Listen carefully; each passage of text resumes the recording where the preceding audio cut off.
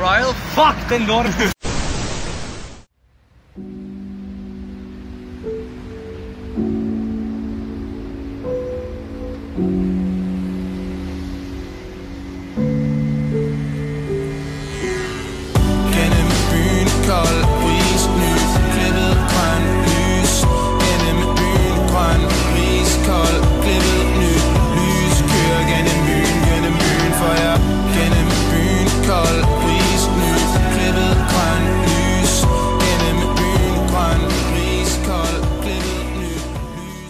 Den 21. marts 1945 løb Operation Cartridge af stablen.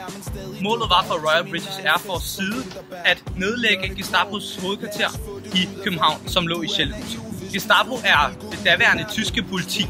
Royal British Air Force sendte i alt 18 fly ind mod København i etaper af 3.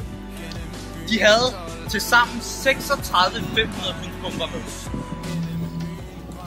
De 18 Mosquito-fly lettede fra Østengland og fløj lavt hen over Nordsøen for at undgå de tyske radar. Dette var dog ikke en uproblematisk flyvetur, da der under flyveturen dannede sig en masse saltaflejringer på vinduerne, samt vinduesviskerne blev i stykker. Dette gjorde det næsten umuligt at se ud af vinduerne.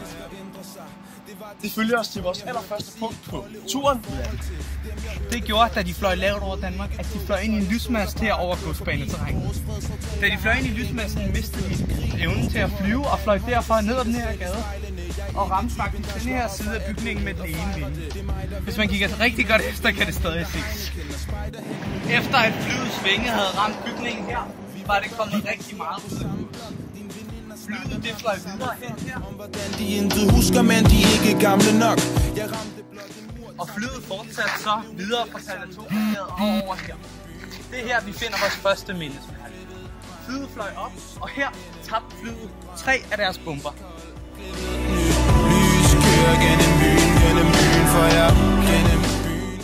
Det er her, vi finder vores første mindesmærke. Flyet tabte som sagt på her bomber i det her hus, og her omkom 11 mennesker.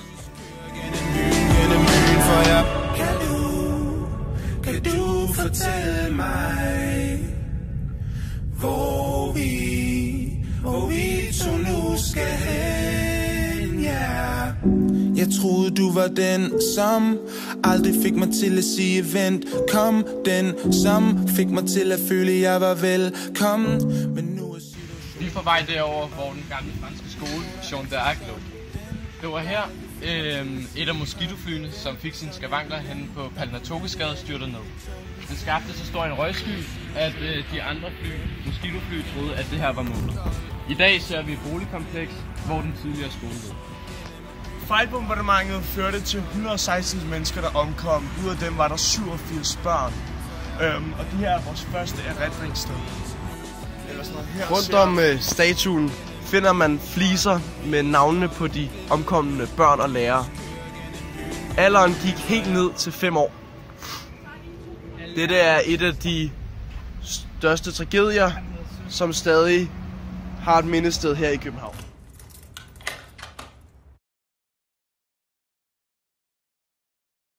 Vi står her nu foran Shellhuset ved Vesterport. Det var det her hus, hvor Gestapo, det tyske politi, anbragte 21 danskere op på taget, så det næsten var umuligt for det Royal British Air Force at bombe stedet uden at dræbe de 21 danskere. De kom så frem. De resterende bølger, som vi har vist tidligere, kom ikke frem, men nogle andre bølger kom frem, og de fik bombet her. Planen var at bombe fra siden, så de kunne redde de 21, som sagt. Men da de fandt ud af, at det bombardement på den franske skole var forgæves og forkert, der fløj den anden gruppe ind. De kunne så se her, det var den eneste camouflagefarvede bygning dengang, og derfor kunne de sagtens se, at det var her, de rigtig skulle bombe. De næste bølger af fly bombede så Shellhuset med held, men desværre omkom 8 af de 21, som var blevet sat fast på taget desværre. Og det her, det er vores tredje mindesmonument, mindes et eller andet. Andet, som viser, at 8 personer omkom.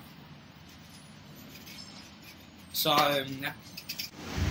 Den her aktion blev fra britisk side omtalt som en rigtig god aktion og en lykkedes aktion, bare fordi vi fik lov at bombe Shellhuset. Men var det egentlig en lykkedes situation, eller var de 150 omkomne det værd?